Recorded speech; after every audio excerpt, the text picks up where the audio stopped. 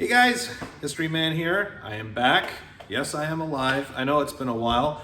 I was out of the country these last couple weeks in vacationing in Iceland, which was a great time, by the way. I'll save that for another video if you guys want to hear all about it. But I'm finally back. I've been just shaking off jet lag, trying to get back into the swing of things. And I'm here with an update for the layout, specifically two things. Firstly, I was invited by Sean of Sean Station to attend his open house, which of course I had to go. It was a great time. You'll see footage from that in a little bit. I brought my Lionel Greenbrier for everyone to enjoy. It was a fantastic time. And apart from that, I also got a new track cleaning car, a CMX track cleaning car, and I wanted to show that off. Give you guys just my personal opinion about why I think it's probably the best track cleaning car that you can get, assuming that they're still around. They're actually very, very hard to find. So obviously they're not cheap, but it's a very worthwhile investment. So without further ado, I'm just gonna get right to it, starting off with the CMX track cleaning car. So here we are at my workbench, away from the layout. I know it's a little messy, but that's how workbenches tend to be. And I've got the CMX track cleaning machine right here in front of me. So the CMX track cleaning machine is the official name of this product if you go searching for it. Now, I got this from Yankee Dabbler for $459. The reason that it's so expensive is because I don't think CMX makes this version of the track cleaning car anymore. There is an O-scale 2-rail version, but obviously I have 3-rail, so I couldn't get that. The way that this car works is pretty simple. Firstly, it's all metal construction, meaning that you can hold pretty much any track cleaning fluid you want in there, even the really aggressive heavy duty stuff like acetone, which is what I use. Inside is the reservoir where the track cleaning fluid is held. You load it up by unscrewing this cap right here, and then you load the fluid in with this little syringe that they give you when you buy the car that allows you to unload in the fluid without making a mess. Now, I'm just going to unscrew this because there's a little detail here that is important. If you see here, there is a little ventilation hole. That is to allow air to get in, and it allows this the fluid to properly drain from the reservoir onto the track cleaning pads. If you tighten the cap too much, it'll seal that ventilation hole and create a vacuum, and it won't the fluid won't drip. So when you screw this back on, don't tighten it too much. I'd suggest tighten it all the way and then open it up maybe one turn so that it'll get plenty of air, like that. This is the control valve. This is what you use to control the flow of fluid from the reservoir to the pads. You turn it counterclockwise to open it and clockwise to close it. Now, when you are opening it, when this is open, there's a little hole underneath here that allows the fluid to drain to the cleaning pads, and it tries to distribute it as evenly as possible. When you open this, you want to get the drip at a rate of, I think it's like 15 drops per minute, or 1 drop every 4 seconds. If you use acetone like me, I strongly recommend that you load up this car away from the layout so that you don't risk it getting on your scenery or on yourself or on the track bed, especially if you have any plastic road bed, like for example, I use Fast Track. So if that gets on the road bed, you could have a real disaster on your hands. Another good reason to get this car is that the way that it cleans the track is pretty ingenious, and I think it's a much more effective way than most other track cleaning cars do. Most track cleaning cars use rollers to roll over the track, but it's not really an effective way to clean the track because these are so heavy. It creates a scrubbing effect when you're running this car over the track. And it really, Eric Siegel made a video about this product many years ago, and he highlighted something that I'll just repeat here. When you are cleaning, say, a kitchen counter, you don't roll a sponge over it. You scrub the counter surface with the sponge, and that's pretty much what these bars, these blocks do. Okay, now that I've explained it, I'm going to show you, give you a demonstration of how this works. All right, I've got the acetone right here. I'm going to unscrew the cap.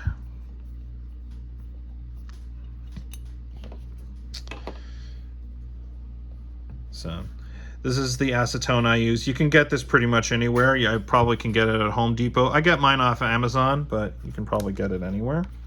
All right, now I'm going to withdraw the acetone into the syringe. I would recommend that you get maybe 3 or 4 cc's worth.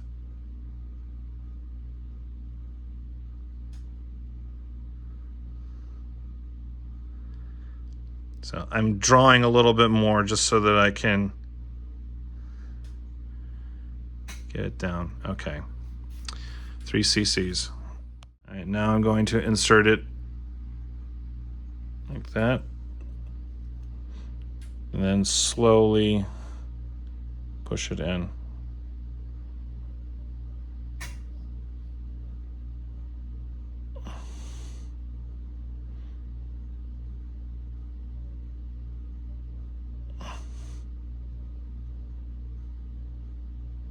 There we go.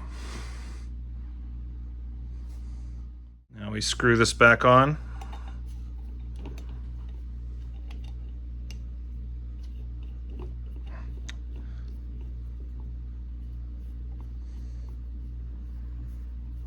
Okay, and then I'm going to back it off a turn to allow for that ventilation. All right, now we've got the car on the track. I have it behind a Lionel Lackawanna FM Trainmaster diesel. I recommend, because this is a very heavy car, I recommend that you use your strongest engine when pulling this car. Now what I'm going to do is I'm going to open the control valve here and then let it drip.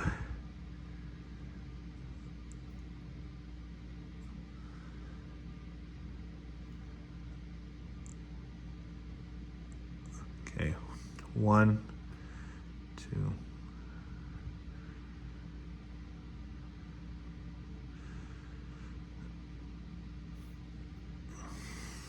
You don't want to get this too wet because then it'll just leak fluid everywhere.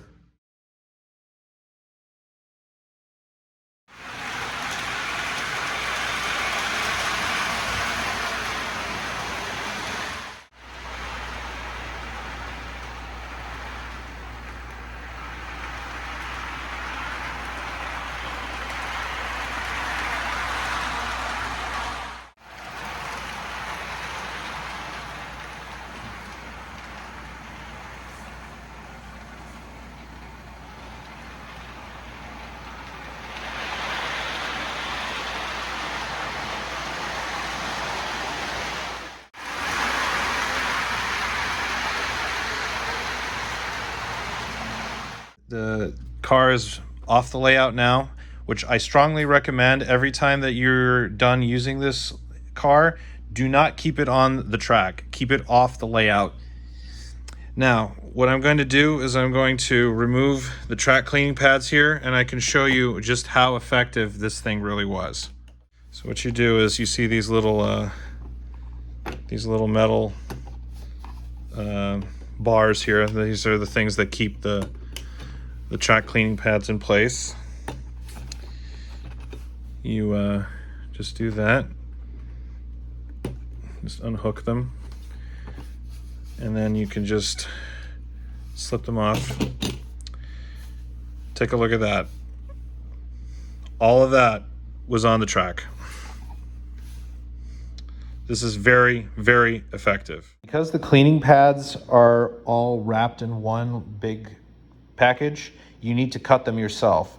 I did a little bit of testing, and I think I found that the best length is at least 3.5 or 3.25 inches.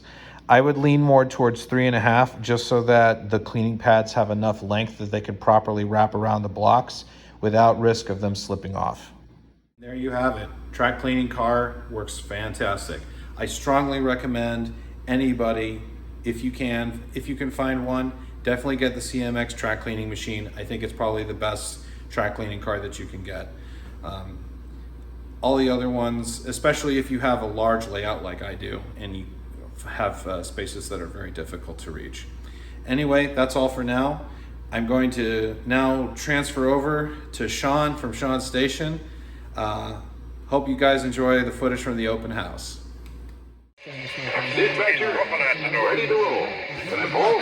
Over. It was on. Now you're good to go. Dispatcher out.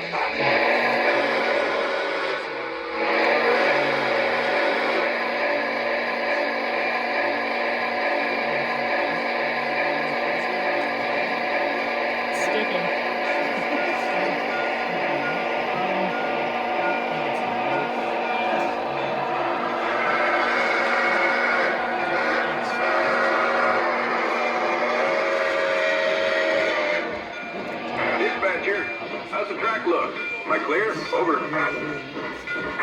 That's affirmative. All clear ahead. Out.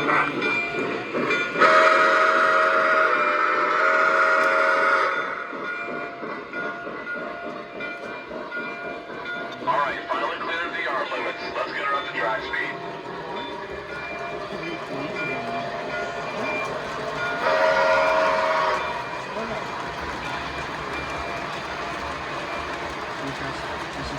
Dispatcher, almost there. Pulling in now.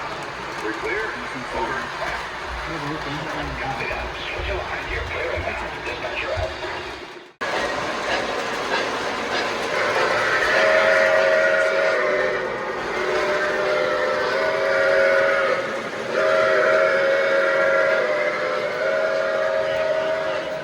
Dispatcher, are we clear to the dump? Over.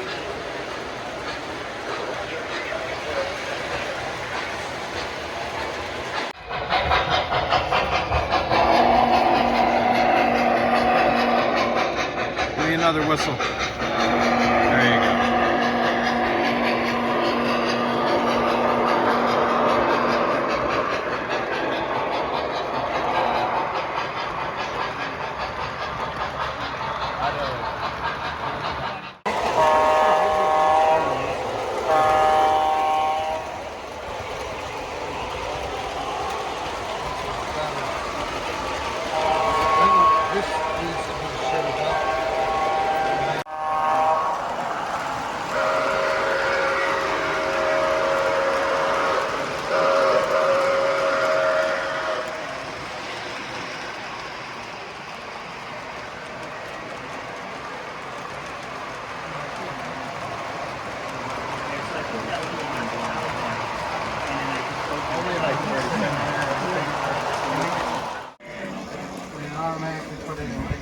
It's getting annoying. It's also freaking the heck out of us because I don't want this thing to go off.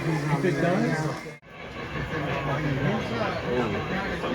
So the choke, is it just like a little board that stops the like rubber, like a rubber gasket? Or? No, it's a you know what an electrical resistor looks like? Okay. It's like a big version of it. So what it's supposed to, I didn't realize that ACS resulted in legislation.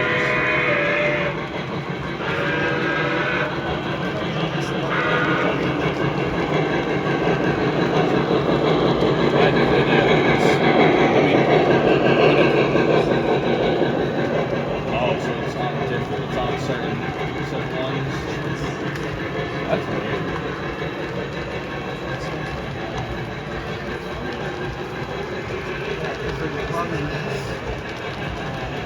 Plug went out. And it was freaking out. Killing all of the CFCs because they were otherwise running fine.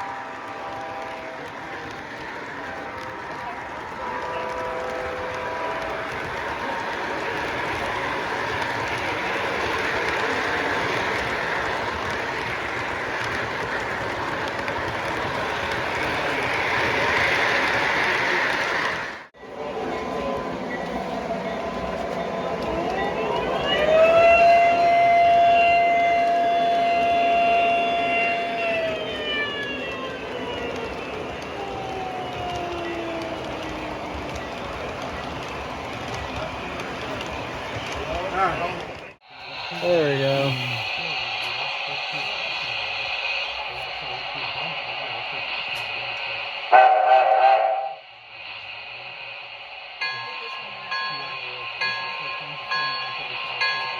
They'll need to send out the dog catcher if we don't stay on schedule.